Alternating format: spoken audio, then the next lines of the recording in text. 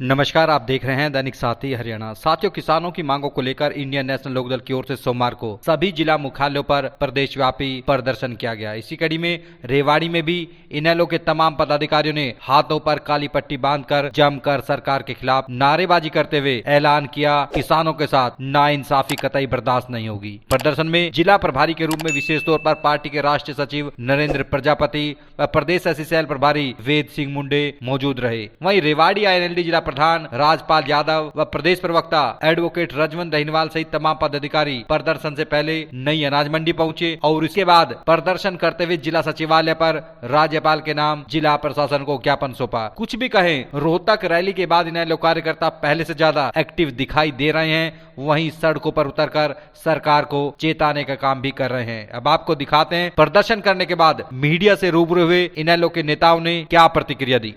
जी, आज ही हमारा जन आक्रोश प्रदर्शन पूरे हरियाणा में है, सभी जिले मुख्यालयों पर है। क्योंकि जी सरकार एक किसान विरोधी है।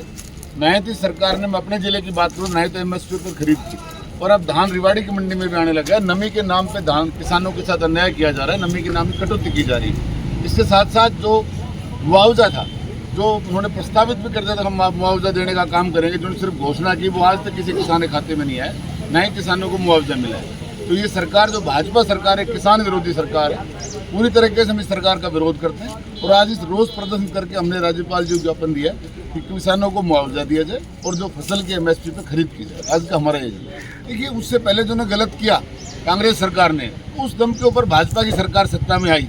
लोगों ने सोचा कि किसानों के साथ कांग्रेस ने ठीक नहीं किया, तो कहीं ना कहीं भाजपा को वोट दिए थे, लेकिन वो वोट भी लोगों को बरगला कर लिए गए। आज भाजपा के जो दोगला चरित्र वो भी लोगों के सामने आ गया।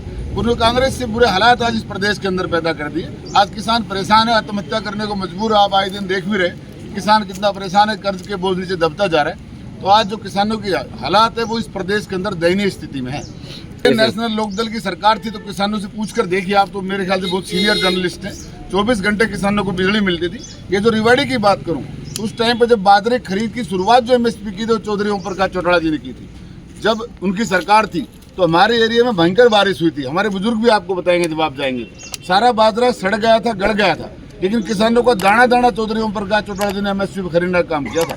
और सिर्फ हरियाणा का ही नहीं, अड़ोस पड़ोस के प्रदेश का बाजरा भी आया। जब शिकायतें हुई कि दूसरे प्रदेशों का बाजरा हरियाणा में बिकने आ रहा है, तो भी चौधरी साहब ने कहा था, उस टाइम वो मुख्यमंत्री थे, कि चाहे बाजरा किसी भी प्रदेश का है तो हरियाणा इंडिया का, ये सारे किसानों का बाजरा किसी फैक्ट्री में पैदा नहीं हुआ। तो दाना दाना खरीदने का काम किया था।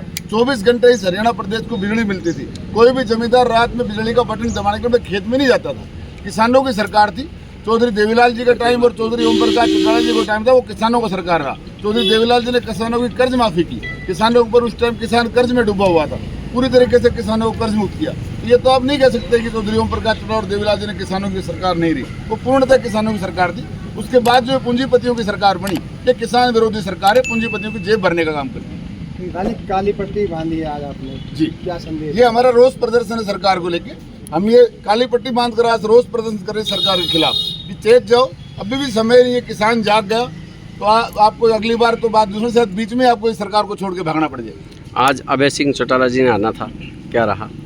अभय सिंह चौटाला जी दूसरे जिले के अंदर, यहाँ नहीं आना था। यहाँ का प्रोग्राम रोहतक का प्रोग्राम था। हमारे प्रभारी लगाए गए, हमारे रेवाड़ी के प्रभारी नरेंद्र प्रजापति जी और वेद मुंडे जी संयुक्त रूप से, ये हमारे बड़े नेता हैं। रेवाड़ी के ऊपर इनको आना था। दोनों नेता हमारे बीच में पहुंचे हुए हैं। अब आपको सभी जिलों के अंदर प्रभारी लगाए गए, तो सारे 22 के 22 जिलों में हमारी पार्टी द्वारा प्रभारी लगाए गए थे। अभय चौटाला जी का जो मुख्यालय था, आज वो रोहतक के उन्होंने प्रदर्शन में जाना था। तो सबका एक हिस्सा बांटा हुआ था जिले का, हर एक जिले। तो आज ज्ञापन किसके नाम पे? तो क्या कदम रहेगा आपका? सरकार ने तो कुछ मांगना ही नहीं। आज से पहले क्या मांगा है? जब से सरकार बनी लोग मांगते रहे, चाहे सरपंच धरने पर बैठकर मांगते रहे, चाहे कभी नर्सिंग स्टाफ के लोग बैठे रहे, कभी डॉक्टर धरने पर बैठे रहे। सरकार के खिलाफ तो लोग धरने पर बैठे रहे, देने का काम तो नहीं करते। हम तो मांगते रहते, देना इन्होंने है नहीं। आपका क्या कदम रहेगा ये जाने? हम निश्चित रूप से जो पार्टी फैसला करेगी उसके साथ रहेंगे। और हमने जो पार्टी के फैसले के अनुसार हमने ये सोचा हुआ है कि अगर सरकार इन मांगों नहीं मारे तो हम इसको उग्र रूप से प्रदर्शन करने पर मजबूर होना पड़ेगा हमें। और किसानों को साथ लेकर इसको हम संघर्ष के रूप में इसको तब्दील कर देंगे।